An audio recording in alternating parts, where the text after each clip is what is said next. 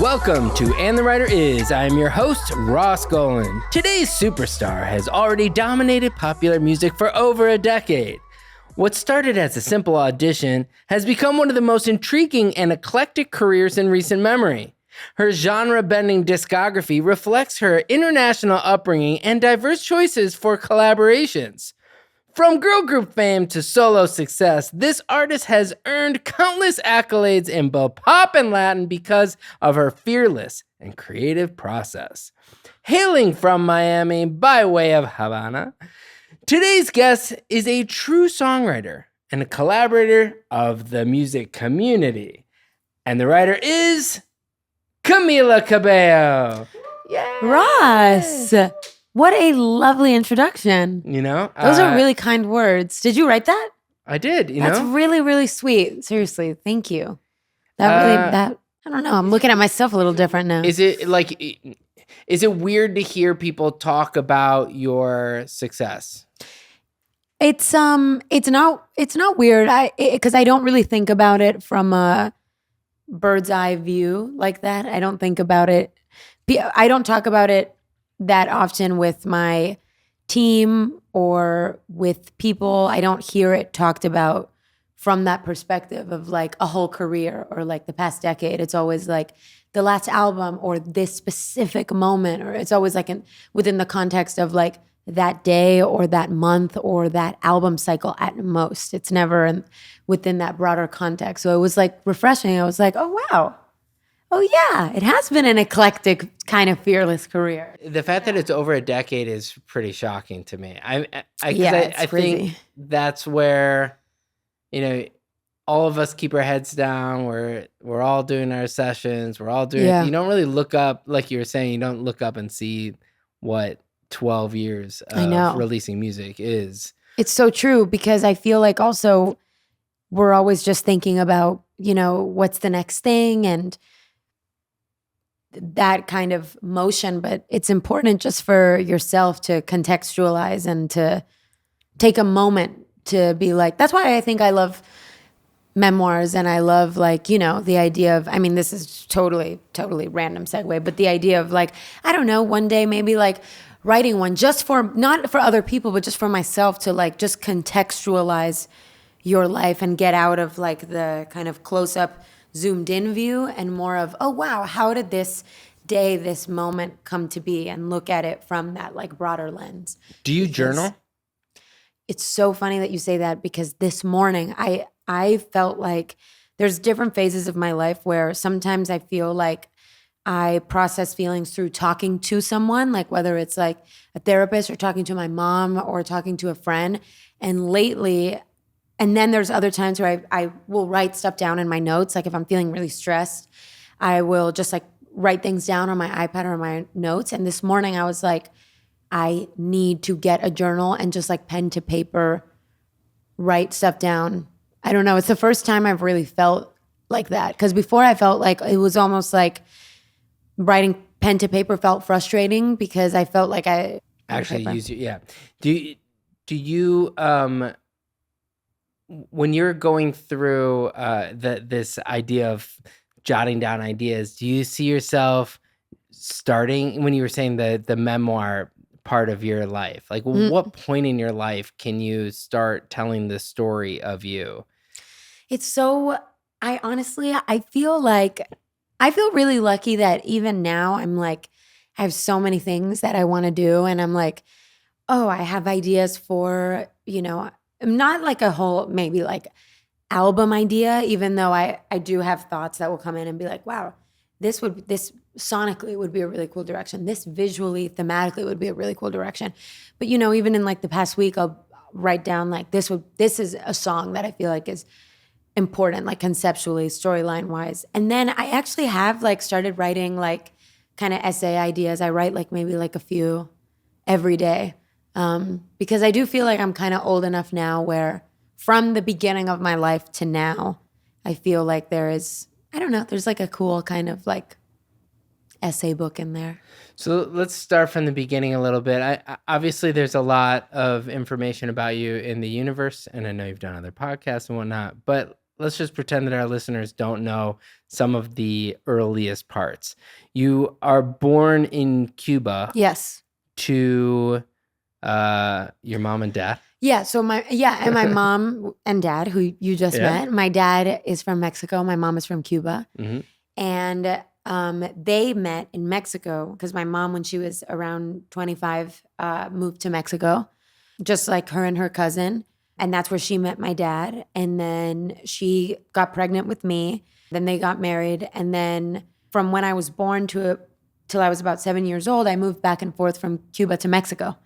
And then when I was 7, my mom and I went to Miami. Why? Well, I think Mexico at that time didn't feel super safe for us. And Cuba felt like it was like the beginning of the demise.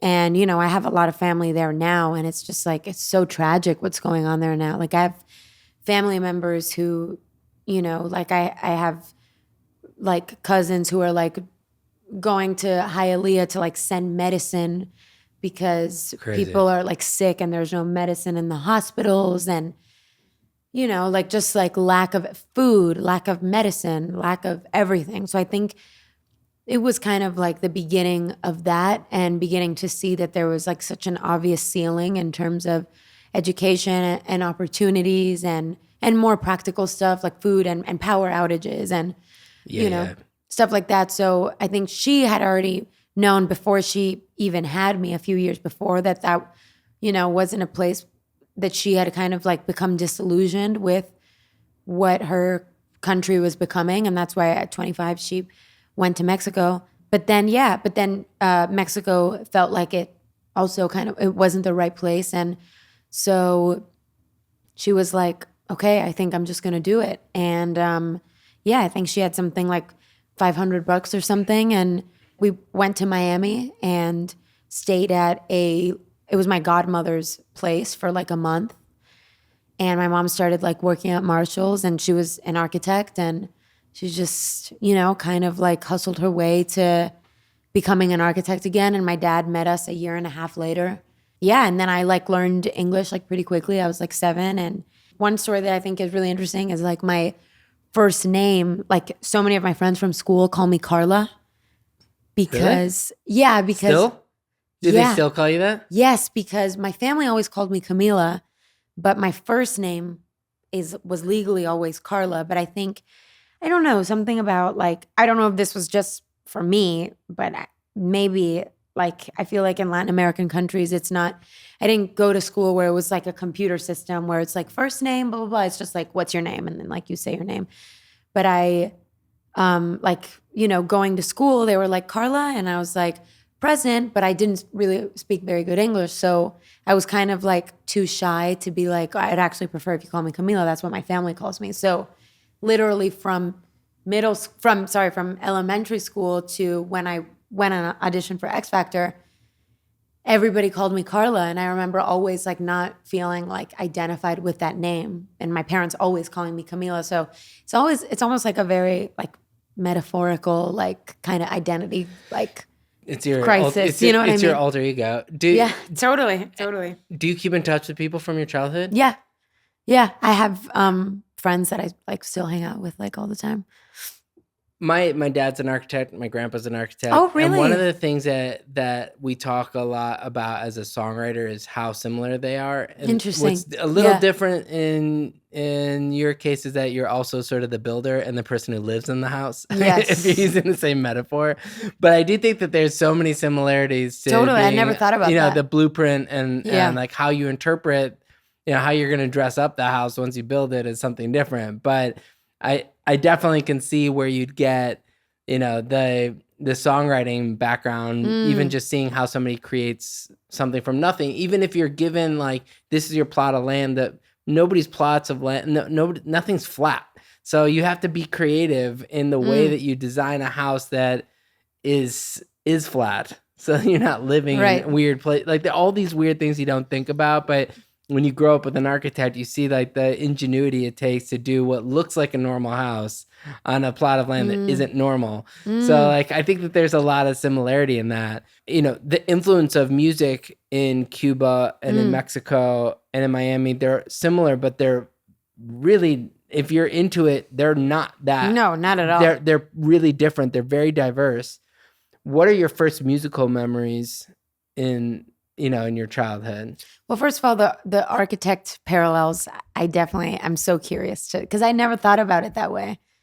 I think what's like, when you think I'm about, trying to explain to my parents what I do for a living still. and that's like yeah, totally. So it's one of those things that I'm always trying to help when I was in bands for years, right? Yeah. Used to be in bands with, like, this is the same era. That's when I met like Ricky Reed. Yeah. He was in Wallpaper, and I'm in like Yes. Glacier Hiking. Which we'll get to later. But this. I was a big fan of some Wallpaper songs. Oh yeah, just the best. Yes. And it was the time where when I started really primarily writing for other people, my dad was so used to seeing me on stage that he didn't understand, even when I'd get him tickets to go see huge artists singing these songs. He was like, yeah, but you were an artist. I was like, yeah, but I'm still an artist. I'm just not playing for 300 people a night. Now the songs are being played in stadiums around the world. Yeah. It's like, now this house is on Architectural Digest. Yeah, right. And I don't, maybe I just don't have to be the guy who builds the house. That's too. interesting. I actually started songwriting in that way too, you asked me about the Cuba Mexico thing, but just to detour for a second, I wanted to start writing songs like for other people while I was in the group. Like we were working with like Julian Bonetta. Yeah. And I remember being like, I used to write to instrumentals of other songs because I didn't know like how to play an instrument. So I would write basically my own song over like, piano chords to like whatever, like sure. Ed Sheeran Whatever. song, whatever. Yeah. Like 4 chords and like write a new song. And my exercise was always like, oh, pretend like you would write a song for Rihanna, pretend like you would blah, blah, blah, blah. And I would like send them to him and he would give me notes. But I started actually wanting to write for other people. And then I would get so attached to the house. I was just like, I actually just want to live in the house. And sometimes I do want to write for other people and I still feel like I would get too attached to the house. I think one of the interesting parts of that is that no matter how far you go, you still can envision yourself. That's so interesting. You still can envision yourself in the house. Yourself in the house. You're like, I'm going to write this Rihanna song. You're like, I mean, but it like, doesn't damn, that would sound good. It does not sound like me. And you try to explain to artists who are like, yeah, these songs sound too far apart. They don't belong on the same album. And some of it's like, maybe that's true, but with your voice on both of the songs being outside of your body, I always think like that's true. I always think like when something is genuine, it's like the through line is you. Yeah, that's totally. The through line. It's you. But anyway, Cuban and Mexican like music is so different. I feel like there was crossover, and then at the same time there was there was definitely, it was like almost like a Venn diagram. Like I do feel like I grew up listening to a lot of like Latin top 40. So where like now I'll go on like playlists and it'll be like early 2000s Latin music. Yeah. And there are songs that I don't even know if they were just like the songs that were playing in my house. And what's funny is like in Miami, I feel like Latin radio stations still, like I feel like those are still kind of the glory days. Like they still go back to that time of music. But we listened to a lot of just like what was popular at the time. And then there's obviously like the icons of like Luis Miguel and Vicente Fernandez and like Mexican like pop rock like Maná and Camila. And like then like for Cuban music, obviously like Celia Cruz and like a lot of like the big like salsa songs at the time. Like, I remember like Familia with Ricky, like I pulled up so many of the songs that I like listened to in my childhood. Like Bam Bam was inspired by this song that is like my family song called Un Millón de Estrellas by Polo Montañez, which was like a big song in Cuba that was like, it was like this guy who was like literally like a farmer in Cuba, and he had like a couple big songs, and then he actually like I think died like at a really early age. Like it wasn't even like a big like pop star thing. Yeah. And like the music video is him literally walking around his farm. It's so good. I know, yeah. But yeah, definitely like, yeah. And then I remember also like loving like Shakira with her black hair. Like singer-songwriter Shakira was like so big for me. But there's a difference between listening to a lot of different music and then feeling like this is a house I can live in. I'm just gonna do this metaphor forever. No, but I love it. No, I love that. It's so true. You know, you're listening to all that music, and what makes your career interesting is how eclectic it all becomes. Before the X Factor stuff, were you ever recording your own stuff yet? Like, when were you first thinking, okay, you know what? No. I actually want to do this before I go and do this audition. I really think I should be a singer, and I think I should sound like, No, definitely not. I mean, I listened, I played in so many different houses for sure. Like I sang like so many different kinds of music. In the house or in public? Were you singing? By the way, that house thing was also just a metaphor. I played in so many different houses. I mean, like, like I listened to so much like early to that, like, Chris Brown and like Neo and like a lot of like that era of like, 2000s, like pop R&B and like whatever. And I feel like that informed a lot of my like singing. And like, how I remember like being in drama class and my drama teacher would be like, can you just like not riff like so much? Not in like a weird way, but sure. I didn't have like a vibrato. Like I sang stuff in a very poppy like way and I would like riff and like do runs and stuff. And he was like, girl, like this is like, this is like Hello Dolly. Like, well, what are we doing? What was the question? I don't remember. No, but I really like where you're going with this on some level, because I'm a musical theater dork, and so it's like it's nice to hear. I feel like a lot of people kind of closet their musical theater background, and here you're openly Hello Dolly. When you were growing up, were you doing a lot of musical theater? Did you think that's what you would do? I wouldn't say I was like a musical theater nerd. I think that drama class was just my entry into like the arts singing and into the singing. Yeah. So take us to this, like, this is so old now, but you go to the audition for X Factor. What were your goals going into it? Were you thinking, I want to be a pop star and here's this opportunity? No, I actually started, I think it was like maybe a year before I started uploading like covers to YouTube. But where were you recording these in your like bedroom? Yeah, in my bedroom. And I would, a lot of the times I didn't want people from school like seeing them. So I would like cover the camera. So it would be just like literally like a black screen. And I'd be like singing like If I Ain't Got You by Alicia Keys. And then I would like listen to it and then I would delete it because I felt like, oh man, like I messed up or whatever. It's not good enough, blah, blah, blah. I would like upload another one, then I would delete it. I really regret deleting those now because it would just be so fun to listen to them. I kept one, which was Skyscraper by Demi Lovato. And I had the camera on for that one. But I think it was, and that's still, can someone find that? Yeah, that's still on there. But it was interesting because I think it's funny because I've been thinking a lot like now at 27 and it all kind of ties into what we were first talking about, like just like contextualizing your life and your personality. And, it feels like there were so many different kind of like sides to me and so many different, on one level, I remember like I went to visit my grandma in Cuba when she was still living there. And I was like, had this obsession with music and singing, but I felt so shy to sing in front of my family, to sing in front of my parents. So I made her get in the closet and I played guitar and sang for her. And so it was like, that was me with my family on one level. And then. What did she say to you? She was like, wow, like I can't like super remember, but she'll say to me now, like, I can't believe like this is you now. And like, do you remember when you made me like get in the closet because you didn't want me to look at you?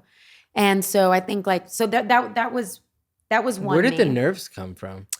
I don't know. Like, it's like so interesting. I think I was just like, I've always been like kind of like, there were parts of me that were really shy and I, felt really shy when like, I don't know, like there's like a picture of me like with my eyes like tearing up when people sang me happy birthday. Like I think I was just like overly kind of sensitive. I don't really know. This is, you know, some stuff I'm figuring out. do you have brothers and sisters? So my sister came like 10 years. She's 10 years younger than me. So I was kind of raised a little bit only childish vibes. Yeah. And then also I think that, to be honest, like not to whatever make it like deep, but I think the immigrant stuff is like kind of weird. And like, do you know what I mean? I didn't have like, my family didn't start coming over to Miami until really recently. Like, you know, like extended family and cousins and whatever, like not till really recently. So it was very like kind of nuclear and a little bit isolated. My family were the immigrants because I was the second generation American. You know what I mean? From? Like, well, my family is European, okay, and cool. when during the war, they wouldn't. They tried to come to the U.S., but the U.S. wouldn't let in Jews, so they moved to Nicaragua. Which is why that blueprint on the wall is my grandfather for when above the piano is the blueprint on the wall is in Spanish because my family lived in Nicaragua. Wow. To get into the U.S., they had to basically come in. The thing was you'd come into the U.S. when you were pregnant and have a kid here so that way you could stay. Wow. So that was my mom. Crazy. You know? There was a warrant out for my grandma because she had stayed here for too long, but that was even just that like made me feel there's some immigrant like self-consciousness or mine I think is ambition. Oh yeah, I think 100%. I have the immigrant ambitions that I think there's this need to prove that I belong in a way that I got from looking at all my cousins speaking. Everyone spoke a different language, and you knew where they lived with whatever family member by the language in which they fought.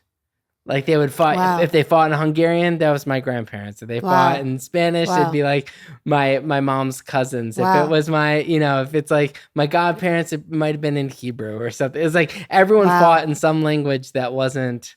You know, you could tell when they got mad, that's when the realness came out, you know? Wow. Anyway, that's a long story about me and not you. But that is like... I was thinking of just like a beautiful like tapestry. It is. But I was just going to say like, and thank you for sharing that because that's really cool. Yeah.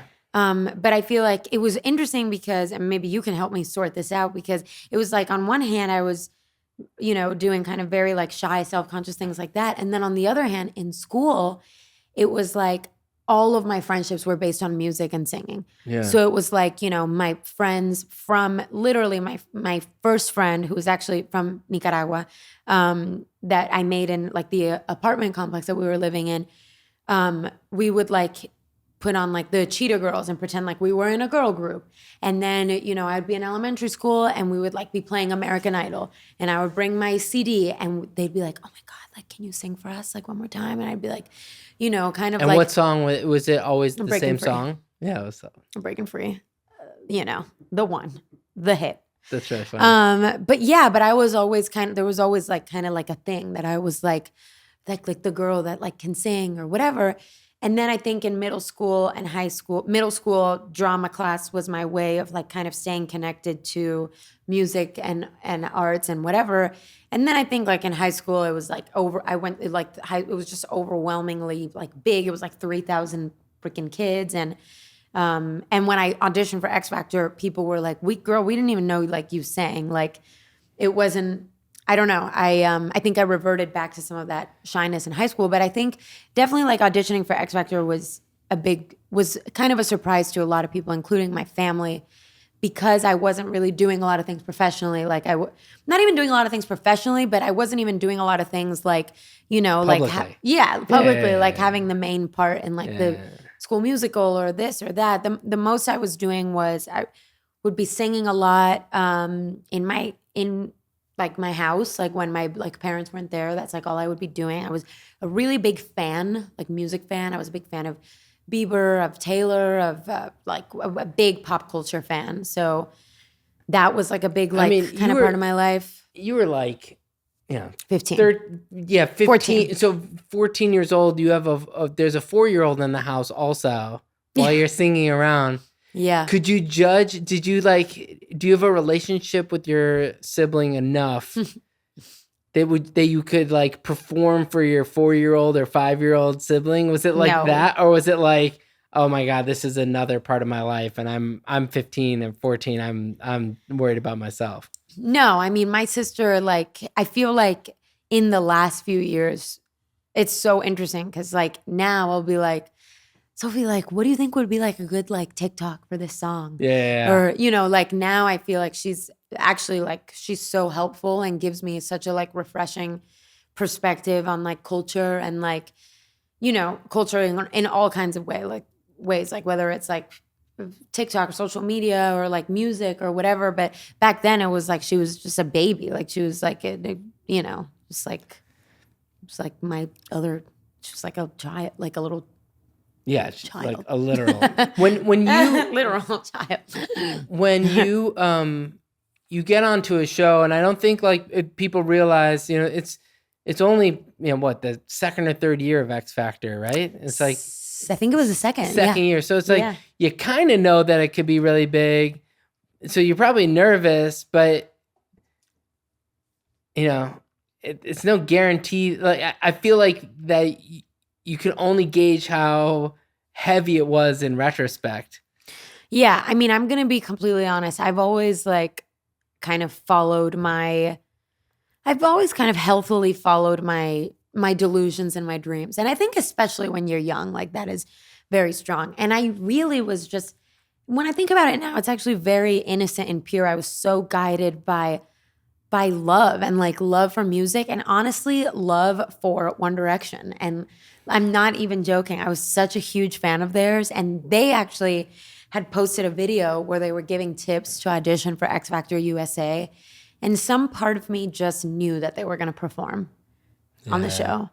And I'm not even saying this to try to be funny. I know it sounds like kind of crazy. I really was like, I want to be on the show. I love singing. I love music. And also, I really want to see them. And also why this show? Because I know they're going to perform and I really want to meet them. And I like, you know, like I really did have such a big crush on like Harry Styles. I had like a delusional crush on Harry Styles at that time.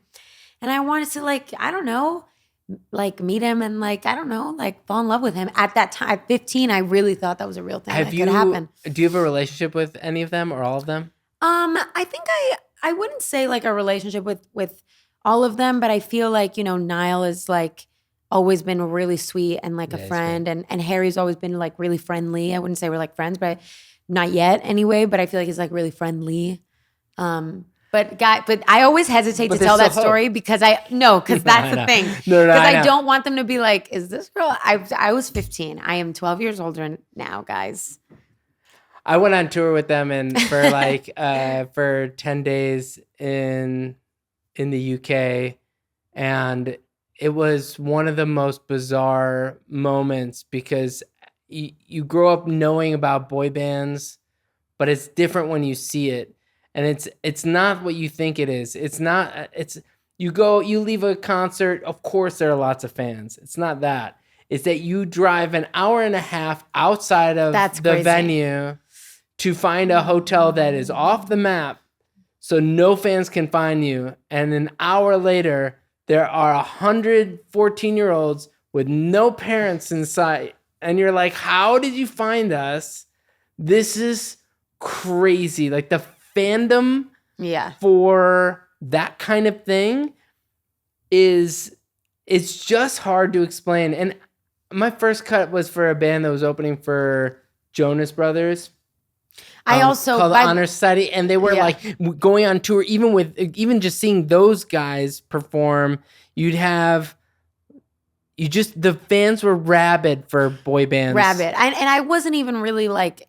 I wasn't even exclusive to one.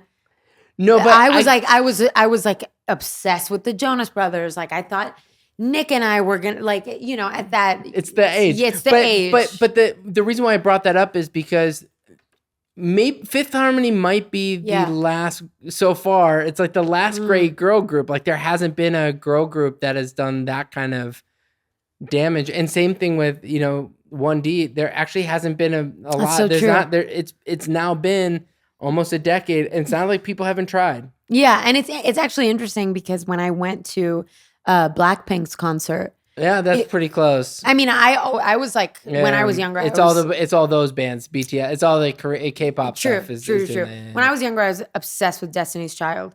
But I think like after, Fifth Harmony, like going to see a Blackpink show, I was like, wow, like I 100% like I understand. Like there's something so like, you're like, and which one am I? And like, there's something so. Do you still do that? I did when I went to the Blackpink show. Yeah. Like literally like. Who were you? I think I was Lisa. Yeah. Does Lisa know that? No. Shout out Lisa. Shout out Lisa. Is there going to be another girl group? Like, why is it so hard for girl groups to exist now? And when I think of my childhood, it was primarily girl groups. It was like there were so many good groups. Yeah, that's so true. What was it that you guys had that like just is so hard to replicate? Well, you start first, and then I'll. I have no idea the answer. Like, I mean, what's really unique about both the 1D Fifth Harmony era is that it was cast, it was auditioned, and it was like. I think you're right, and I remember. I think there's something so fascinating about this kind of like human dynamics being played out. Yeah, and I remember like watching. The One Direction guys, like especially in the beginning, seeing them kind of banter and seeing the different kind of friendships being formed like within the group, and like what's it like when they interact and what's it like when they interact. And I don't know, I think that there's something really joyful about it. I think that on a deeper level, it's like different. You see yourself. It's like you see yourself in different members, and then your friend is like, well, if you're her, then I'm her. And there's something really like kind of like joyful about it. And also I think it speaks honestly to our need for, this is me just like kind of like psychologically like being like, like what is it? I think we all want to belong and belong to a friend group like that. Like we all want to like crack up laughing, and we all want to like hug like 5 of our like closest friends. Like we all want that experience. We all want that experience of like looking to either side and being like, I'm not alone. Like I have like my girls beside me, like we all want that so bad. It's honestly, I think it's part of why like for this album, like I have like the XOXO girls, which are like this, it's the same girls, like it's the same dancers, and they've become such a like, I don't know, like it's like they each have their own style and like their own personalities, like to bring that within our dynamic. And it's like almost like an inner child like healing thing for me too, where it's like, I don't know, like it's like I feel that dynamic again, and I don't feel like I'm like alone or solo artisty. It feels like great. Like we're like a girl gang, and like and it's all of us, and you know what I mean? Like I like that feeling. We were talking the other day about like kids not like if our kids didn't play sports, would we be upset? And some of the thing that I learned out of coming out here in particular is how many people treat music like a team. Oh. And when you have a group of women who have to dance together, and it's sort of like the weakest link is really noticeable when everyone's dancing together. So the amount of teamwork it takes to be, to have the XOXO girls is like, it's not like that's easy. You can't just throw it together. You actually have to like rehearse and talk and communicate and look at each other and listen, and 100%. It's a team. Yeah. Yeah. Totally. Jumping to songwriting stuff, when you're, through Fifth Harmony stuff and into a lot of the solo career, a lot of people are thrusting songs upon you. Yeah. From the outside, but you're a really good songwriter, says your collaborators, which we'll still get to. But the what is the process to go from you cast in something where people are like, these are the songs you're going to sing, to jumping to the solo stuff as a songwriter? Well, I think honestly, even as a songwriter now, which now I feel like I'm in a totally different space than I was then, as far as like trust and confidence in my own ability, and not even my own ability, but trusting my own ear and my own instincts. Because I feel like something that I have realized as I've gotten older, which I heard on this podcast. It wasn't in the writer is, but it was second best Okay, to end the there you writer go. is. It was this next best podcast. What was I going to say? And I'm so excited to be here, by the way. Oh, well. I really am. Okay, so what? You can come on anytime you want. Great. It's going to be a whole season of. Great. But somebody said, you can't let the world tell you your value. You have to tell the world your value. Yeah, that's real. That's real. And I felt like in the beginning, because I hadn't almost like earned creds songwriting wise, like, you know, I hadn't had like a big song, like I hadn't, you know, proven that I could do it.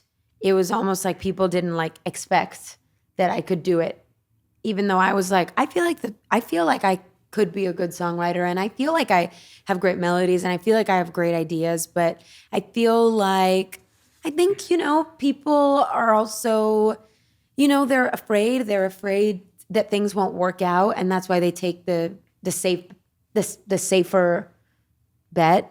And you know, I Who find encouraged you to, you know, if I say like, hey, I'm gonna be, you know, right now I'm gonna join a group or whatever, and I was like, yeah, I'm gonna go and be in a boy band. People be like, you can't do that, and I'd be like, why not? Can I? You know, but somebody Right. along the way is gonna be like, no, you can still do it. And I'd be like, really? Okay, cool. Yeah. Somebody along the way probably was like, no, you just auditioned for this show. You can't be a writer. Right. And somebody said, no, man, you got to hear her songs. I Her think melodies honestly, are really good. it was while I was in the group that I literally had like full songs that I wrote that were in the beginning to instrumentals of other songs. But then I remember I actually, I worked with a musician and producer who, for the first time, I recorded, I think it was like maybe 2 or 3 songs that I had written by myself. And, you know, I started showing people. I remember like I showed Sean, I remember like one of the girls in my group, I showed, you know, like our like tour manager at the time. Like I started showing different people, and I think that just kind of like built my confidence more and more. And I think that was probably like one of the impetuses behind why I was like, okay, like I'm ready to like, you know, like do my own music. But I think as soon as the first thing I did, like when I left the group was I wasn't really recording. I started doing sessions. And I think my first session was with Benny Blanco. And I remember I was like so just straight terrified for like 10 months, because suddenly it's like, for me, it was like, it wasn't even singers anymore that were my gods. It was like songwriters. Like I was like, are you freaking kidding me? Like I'm in the room with Max Martin right now. Yeah. Like I am scared.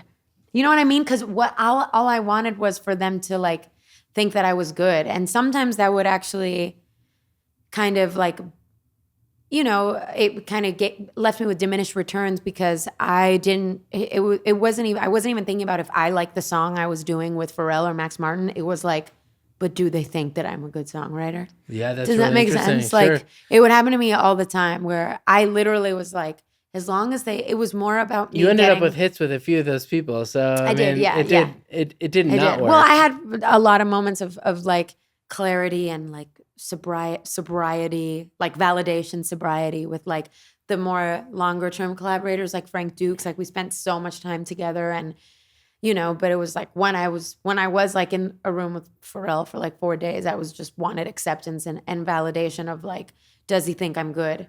You know what I mean? As opposed to like, and each of those writers has such a unique skill set in the room, where if you're with Benny for 4 days, you had a really good time, and then in the end you're like, man, that song was great, and I don't even remember which day. Like it's like a whole other process than Max, where you go in and it's like it's really focused on the composition, and it's like, you know, it's just a different technique. And Pharrell's gonna be like, you know, just a feel session. Like all of them are so different. So different. Did you thrive in one more than the other?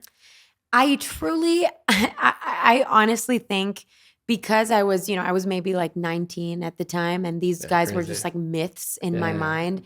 And all I wanted to do was like be a great songwriter and prove I was a great songwriter. I honestly think the thing that was the best for me was like with Frank Dukes, like when I just was like able to like be really comfortable in the room. And when I got to a place where he was somebody that I got to a certain point where I wasn't trying to prove anything to him and I could just like relax and enjoy. Like so much of songwriting, and it's so different now. Like now I honestly feel like I've learned that one, it doesn't matter like how great or how mythologically incredible the person that you work with is. It really is all about, do they get me? And do they understand me? And do I understand them? And is there a fit? And is there chemistry? It really is like, the other stuff is superficial. It's kind of like dating in a way. It's like, It totally is. it's literally like you could see a guy that is like, I don't know, all the superficial things. He's like super tall, he's gorgeous, he's handsome, he's funny, he's so successful, blah, blah, blah. And that could kind of in the beginning of dating, or if you're like really young, could really freak you out. You're like, I got to really impress this guy, blah, blah, blah. And then suddenly you're not even yourself anymore during the date. And then but then you kind of have to shift the paradigm of like, this guy could be all of these things and he could literally, I don't know, I could like hate the way he kisses and he could not like my sense of humor and we might just not fit. And I feel like with music, collaborating is the same way. It's like you could have the most hits and best songs in the world. If you don't get me, if you don't make me feel like psychologically safe in the room, if you don't make me feel free to, I don't know, like if you don't make me the best me, then it doesn't really matter like how acclaimed and amazing you are. And to be fair, I don't think those people, the irony is those people in the beginning of my career, I don't even think I truly gave it a chance because I was so nervous and like, and so like trying to prove myself. But I really think I'm not in that place at all anymore. Now I'm literally, I think for the most part, I'm like, you know, I kind of like, I'm like, let's just see if you get me and if we work well together. And most of all, if you make me feel like psychologically safe, which I feel like is just kind of underrated in talking about creativity. It's so weird because like from the songwriting side, you're always like, man, if I was with that artist, I would have written that song.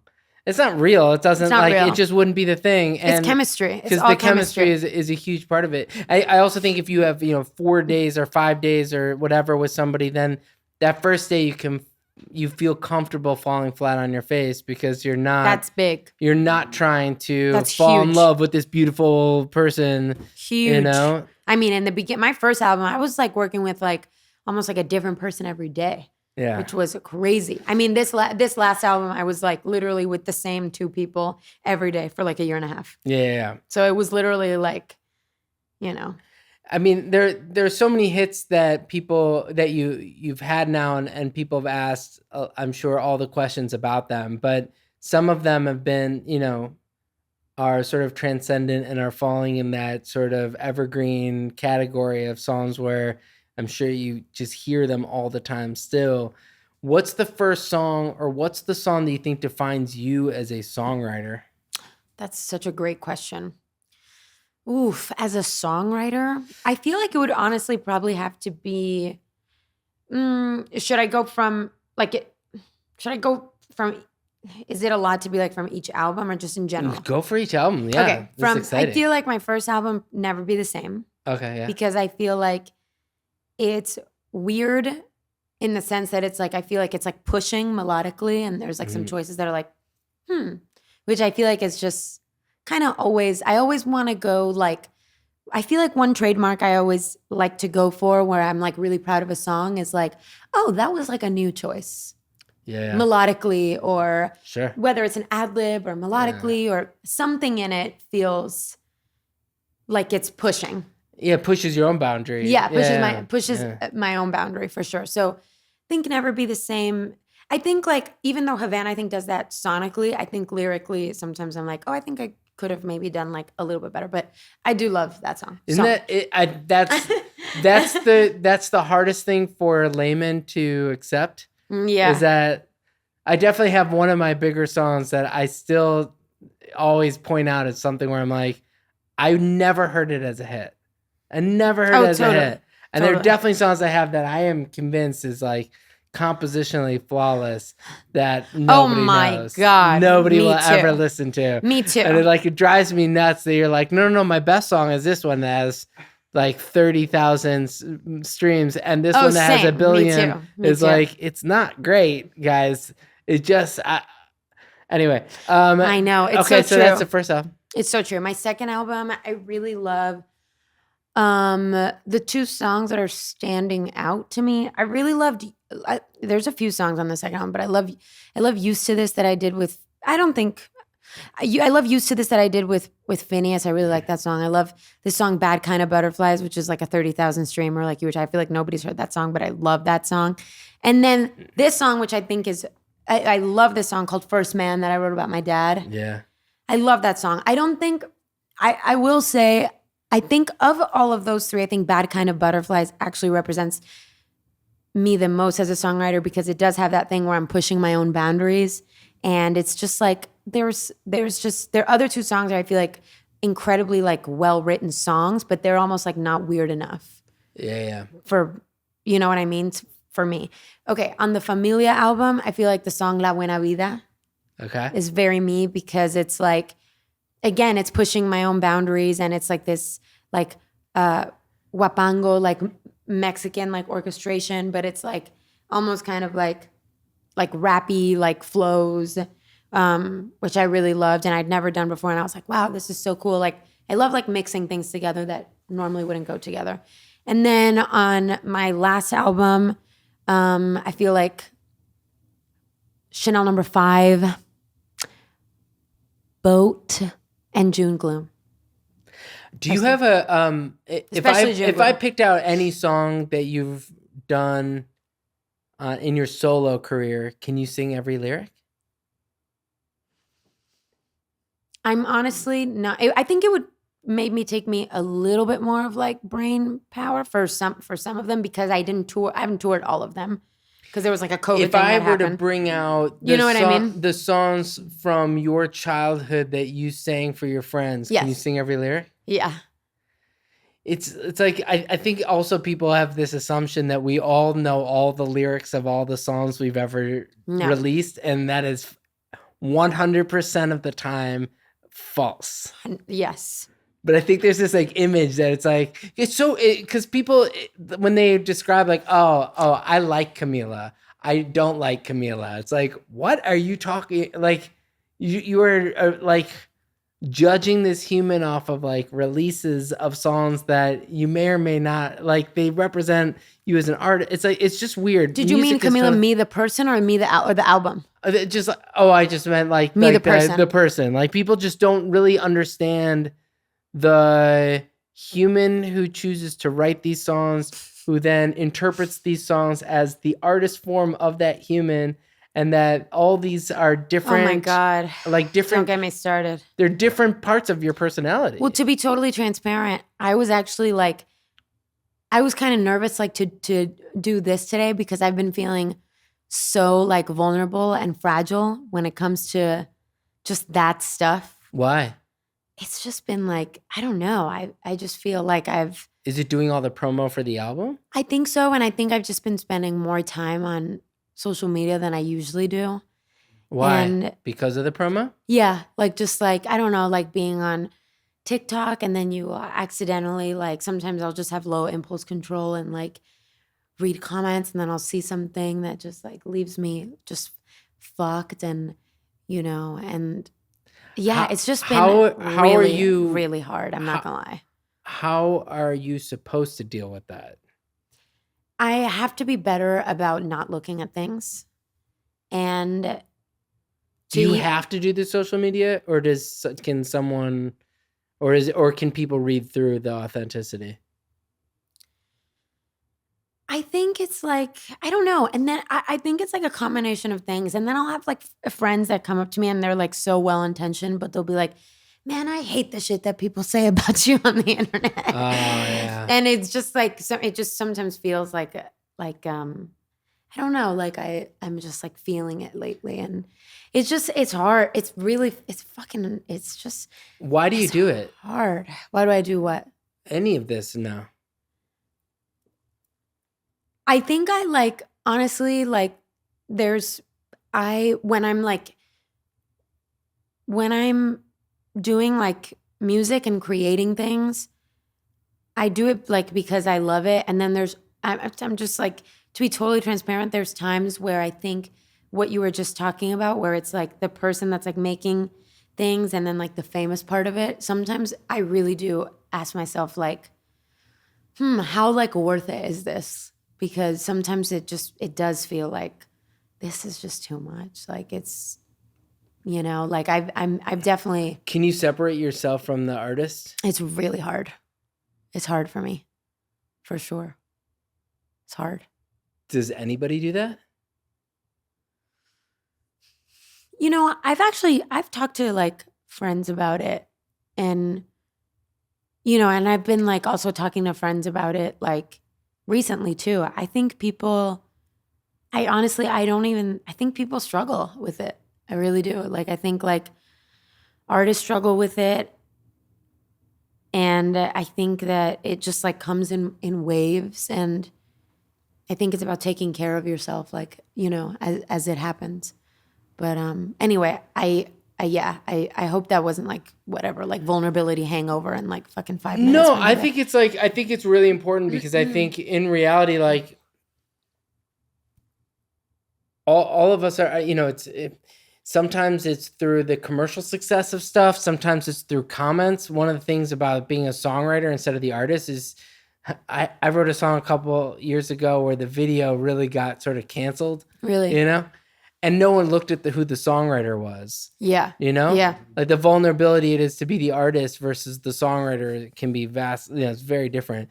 But as a songwriter, you're constantly looking at like, why aren't these songs doing better or whatever it is? And it's like, maybe I'm not good enough or whatever it is. And you still read the comments and wow. internalize, like, man, people don't like this song. Like, wow. But I really liked it. And it's maybe I don't know how to write a song anymore. It's like, there are softer versions of it. That's totally different than, the, like people, I mean, nobody's looking at the songwriter and judging me by the way I look. For the most part. Totally. Or like or just sound or whatever. Yeah. I mean, and that even sometimes feel like a softer version of what you get. Sometimes it's literally like I don't know, like, and not to even like whatever, like go to like deep into it, but like I don't know, your character, who you are. Yeah. Like, which like can feel existential and like fucking like, just like, but just deep. It can feel like fucking deep. One of the most impressive things that you've done is like you go all the way there on your projects. Like you don't there are other people who've gone solo from groups who didn't go all the way there, like who didn't take that risk. Yeah. And that risk is why there's also like so much love. Yeah. It's because like, Yeah, and I try to like, even like me saying it is like, all I can really do is just like be human.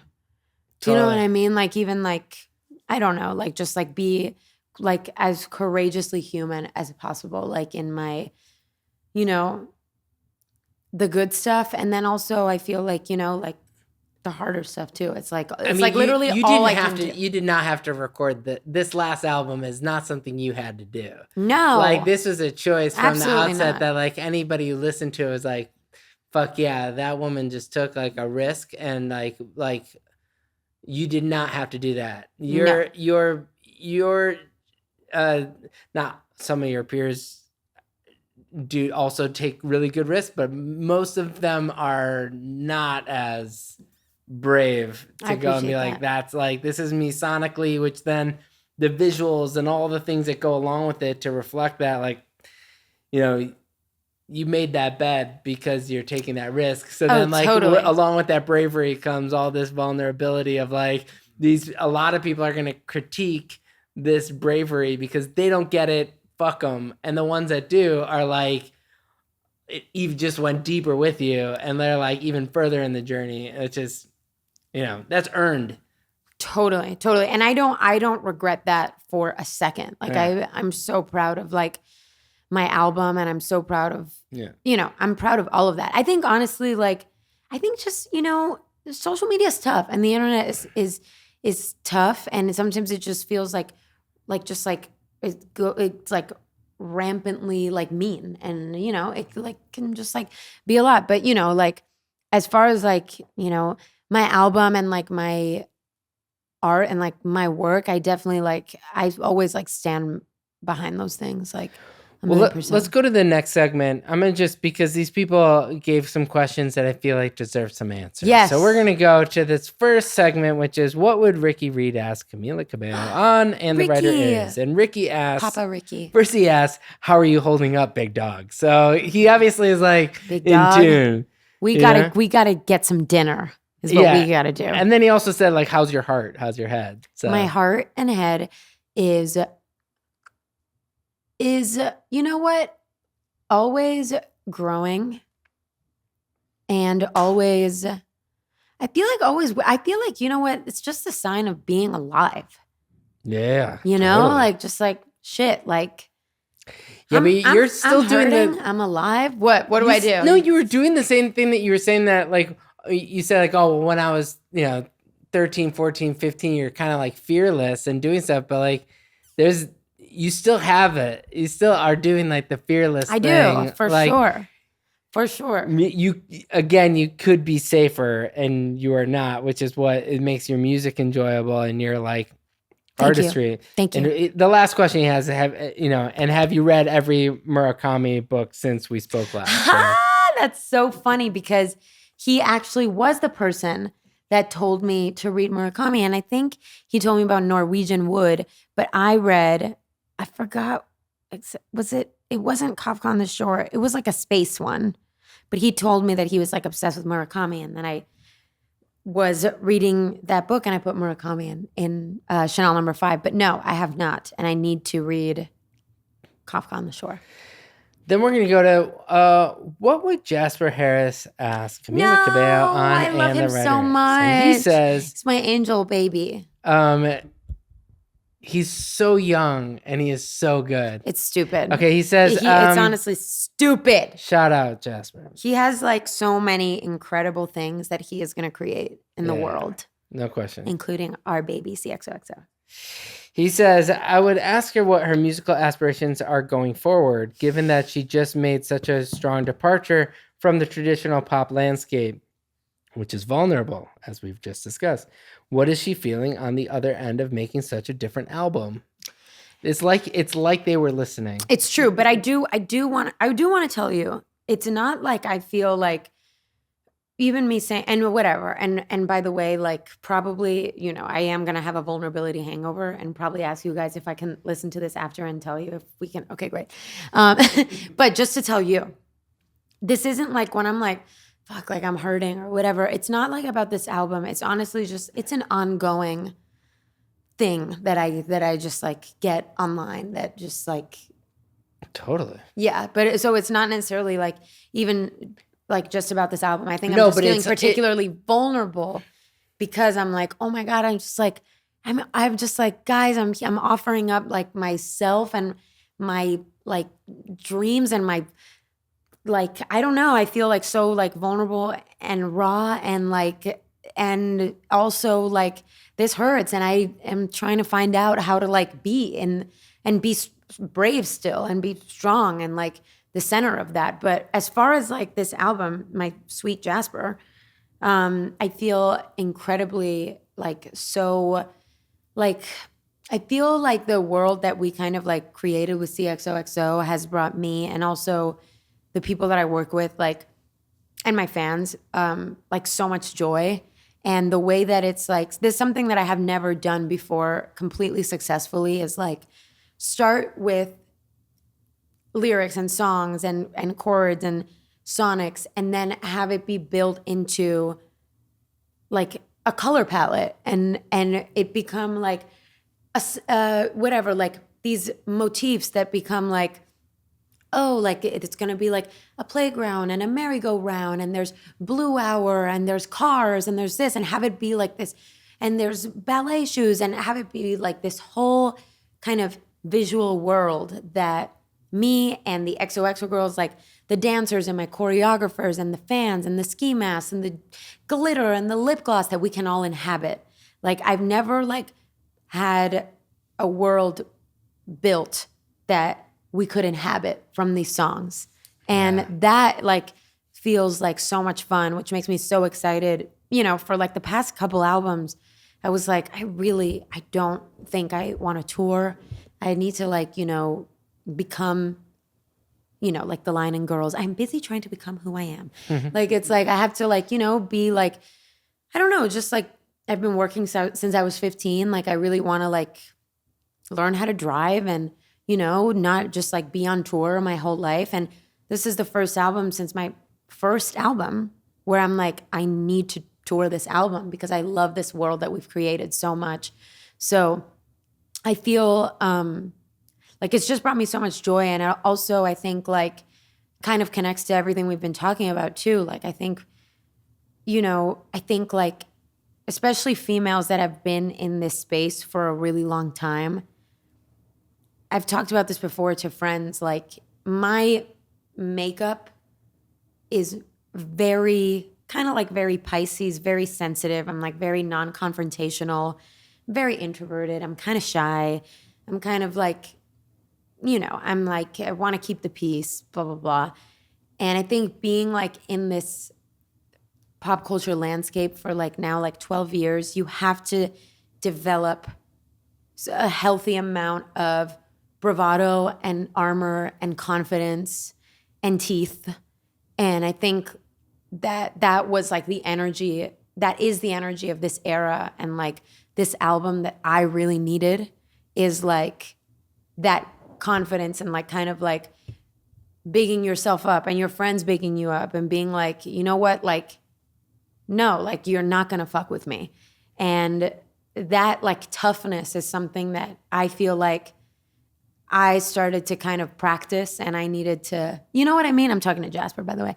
And you know what I mean? Like totally. I needed to kind of like live that, write about it so I could live it more. You had to walk the walk. I had to walk the walk. So I feel like I feel like it'll be interesting to see. I have different thoughts in my head, like, almost every day about, I think like what will be the next kind of energy or what the next kind of world I'm trying to live in for the next thing. But I think definitely like I want to dive deeper into the things that I learned about songwriting this time around.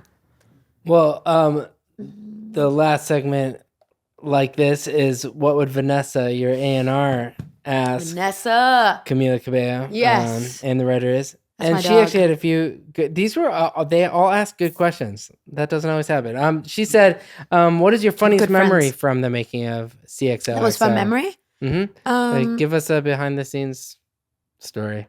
Dang, that's a really good question. It wasn't mine. It was Vanessa's. Dang, the most fun memory. I think like, man, I got like just butterflies in my stomach, like thinking about this, but I loved the friends that I made. Like I loved like playing Drake, my album.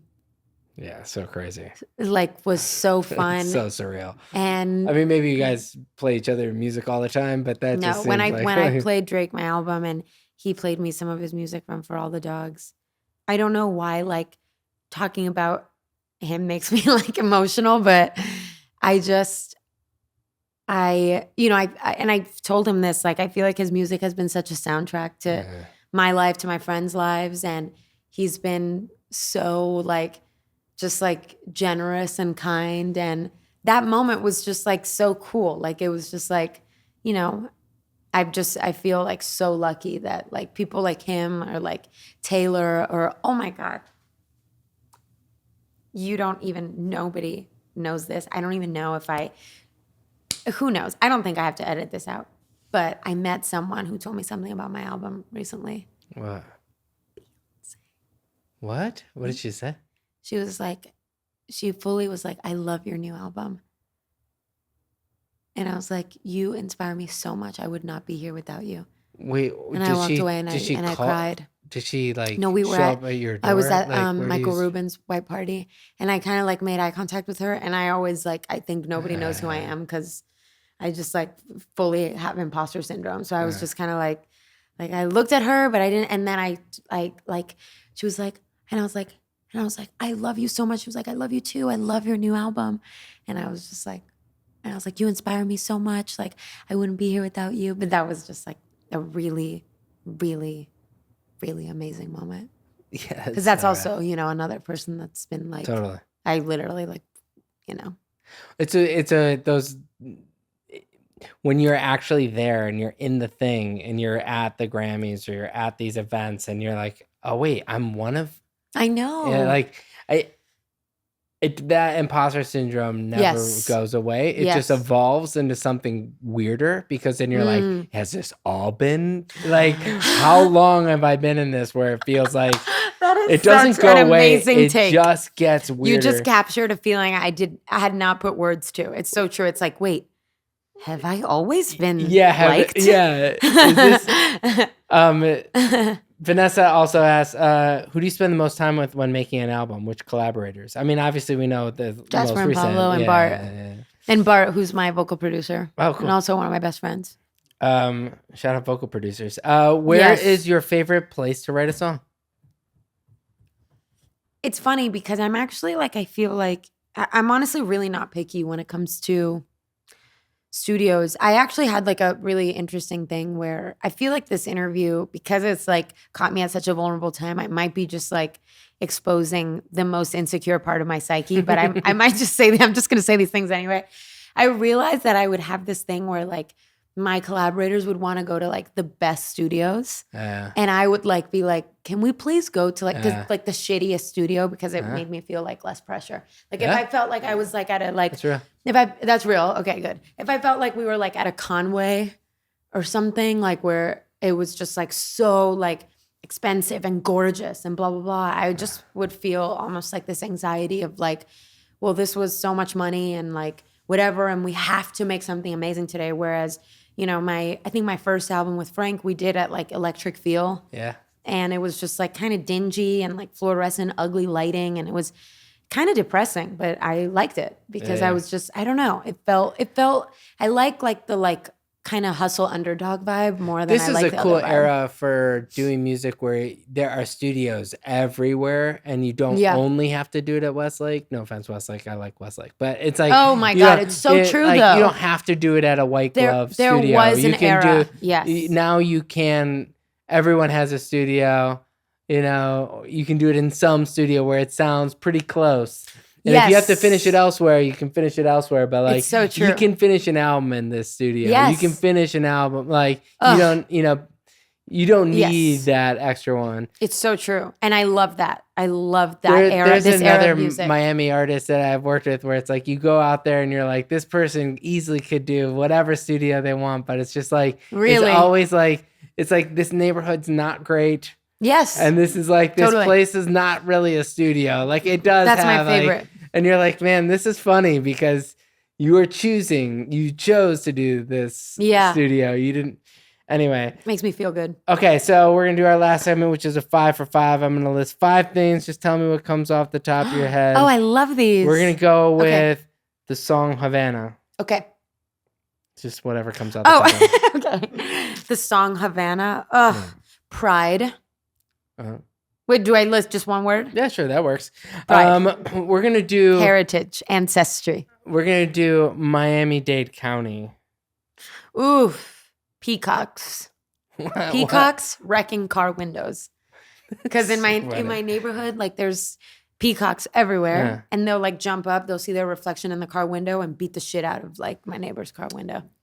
Fifth Harmony. Ooh, complex. Dreams.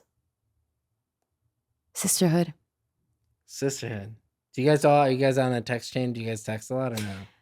Okay, maybe not like day-to-day sisterhood. Yeah. More like no, but like you guys have gone more through like the shit. Like sisterhood in the sense of like the shared experience of being like young women like together, figuring it out together, and like